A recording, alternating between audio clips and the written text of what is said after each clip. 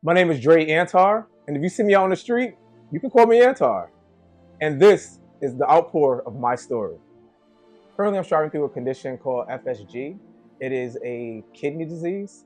I learned about my kidney disease back in 2005. I was hanging out with my fraternity brothers. This was just after college, and we were playing basketball. And so while there, I got a little winded. And so they were looking at me crazy, like, yo, what's the matter? Like, how old are you that you're getting winded? You're only like 25 years old. And I didn't quite understand what was going on. And it didn't make sense to me. So I ended up going to a urgent care location. So while at urgent care, I had the craziest story. So I get to urgent care. I'm working with the triage nurse, and the triage nurse, they're looking at me. Now, mind you, I'm 25 years old, body is sitting on bricks, yo. Like, and so the woman that's doing triage, she takes my blood pressure, and she's like, "Oh, I think there's something wrong with this cuff. Let me get another one." So she gets another one. She's like, "Okay, something's really wrong with this cuff too. Maybe I need to get a bigger one." She gets another one, and then has a worried look on her face, and she was like, "Just stay here." And so in that back room, she was like, "So the doctor's gonna come and see you right now. But I have to set you up for EKG." And so I'm like, EKG? What do you mean? But I'm just sitting there because, mind you, at the time I was like, I felt fine for the most part. So the nurse put me on the EKG. The doctor comes in and she says, "I just looked at your results and you are about to have a heart attack." I got to the emergency room. They set me up on an IV and they said that, we think that it may be your kidneys. And so they went through a bunch of tests. They did a urine test, what have you. So they said that they was gonna put me on something called prednisone. So they put me on this medication, and prednisone is a really tough steroid, but they gave me a really high doses of it. And what it ended up doing, it actually it filled me up with a bunch of fluid, and then it dissipated. And so it just literally just like almost as if I got dehydrated. So that's how I just got really small in a short amount of time, which was really kind of crazy. When I found out about having FSG, it really rocked my world. I'm actually getting a little emotional thinking about it. It really, even then and now, I just feel as if that is like, it literally is like the worst thing that ever happened in my life. Um, because I knew that it was going to have an effect on me in regards to how I was going to just kind of live my life, how to present, how do I share this with people? Are people going to take me seriously? Just being in the gay community, everything is all about how you look and how you dress and just everything. And so, and just to have an illness on top of that, I just felt like my world was over. And so I wasn't quite sure what I was going to do. My biggest thing was just try to get the support of my family and honestly not tell anybody if I ever told them. So I recognized that this is going to be a stigma that was going to put against me. And, folks are already really funny acting. And so as I'm now at this age at 40, I'm 43 years old and I'm telling people about my condition, people are looking at me like, what? Like, you have kidney failure, but you look fine. You look absolutely okay. How do you let people know that, you're suffering in silence for decades?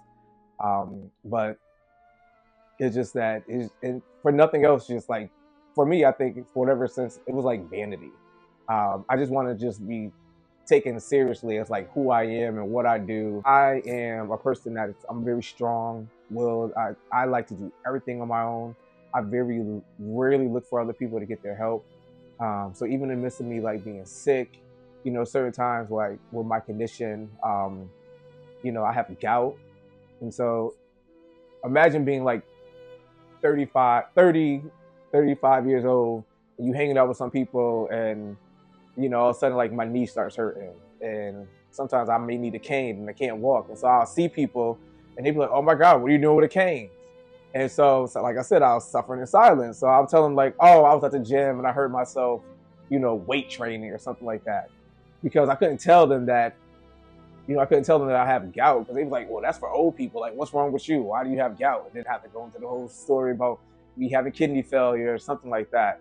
And so for me, it was always, I think the pain of it was just having to keep it to myself.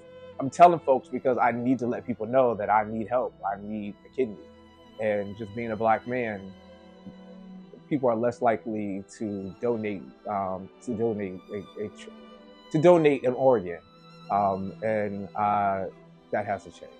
So I'm sure most people are going to ask, in regards to kidney failure, how do you treat kidney failure? What happens to, what do you do to sustain yourself in the midst before you get a transplant? And so when it comes to kidney failure, there are two opportunities for dialysis.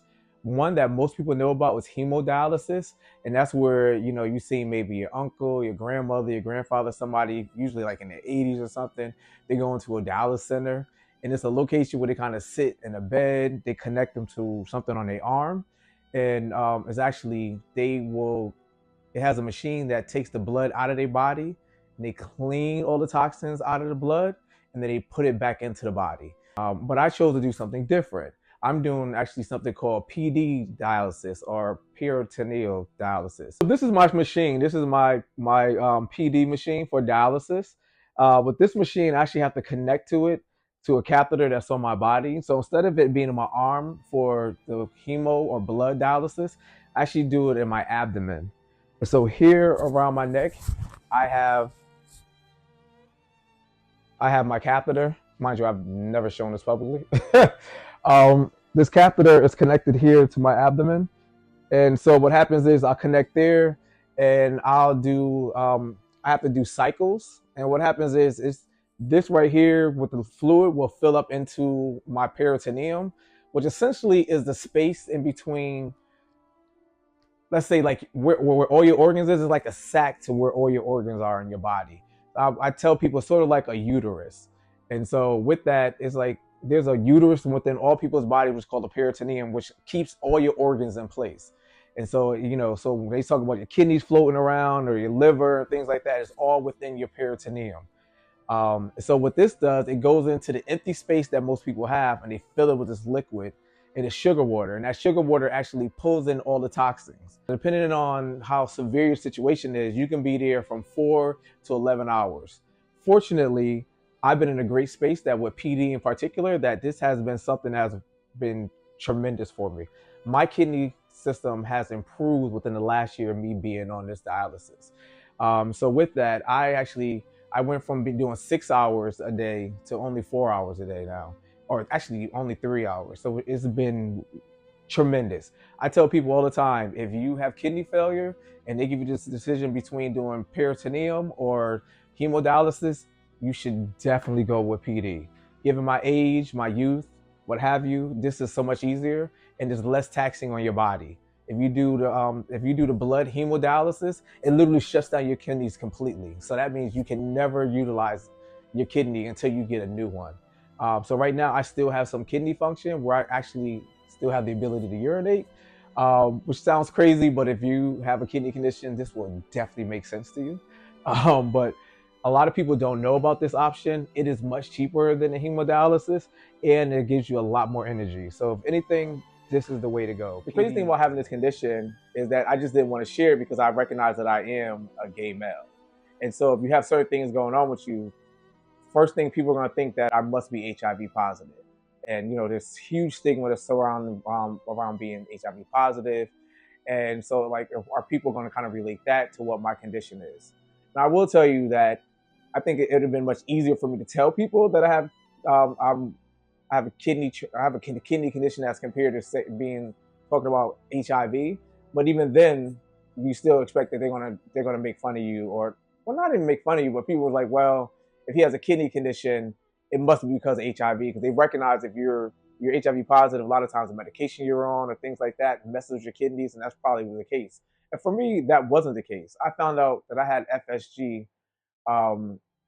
when I was 25, and they said that it's probably just a case of bad luck, which really bugged me out.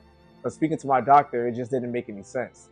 But they said that it is prevalent amongst African American males in particular, but it's not hereditary. So it's not something that you can get from your father or your mother, but it's something that is more inclined to happen to us. So since 25 to now, my acceptance of this condition has been quite interesting. I think that I recognize that in the midst of, dealing with a terminal illness and knowing that, eventually my kidneys are going to get to the point that I was going to need a transplant, I was still like headstrong in everything that I did. You know, I find myself, I've always been a leader. I've been a leader in my community, my fraternity, my family, and I've always wanted to make sure that I was on the forefront of things that was happening. So I've grown through this process in the ways that were just kind of unimaginable. I recognize that nothing can hold me down. As I'm fighting through certain things, you know, I've had a lot of setbacks. I've lost friends because I came out in regards to talking about my kidney condition. I've lost dates.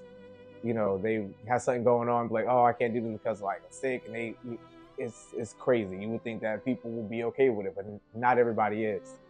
Um, but it lets me know that, you know, who I am is enough, and that somebody's going to be okay with who I am and what I do. So if people are interested in actually becoming a donor, I work with Columbia Presbyterian Hospital, and here's the link in order to become a donor. So with New York Presbyterian Hospital, they have a survey within this link, and it's just going to ask you who you are, your name, and that's a few background questions in regards to like your medical condition. So if you actually take any medications or if you have any concerns. And I always tell people, just answer all questions honestly. So they're going to ask you about your drug use. They're going to ask you if you smoke cigarettes. They're going to say what kind of medications that you're on.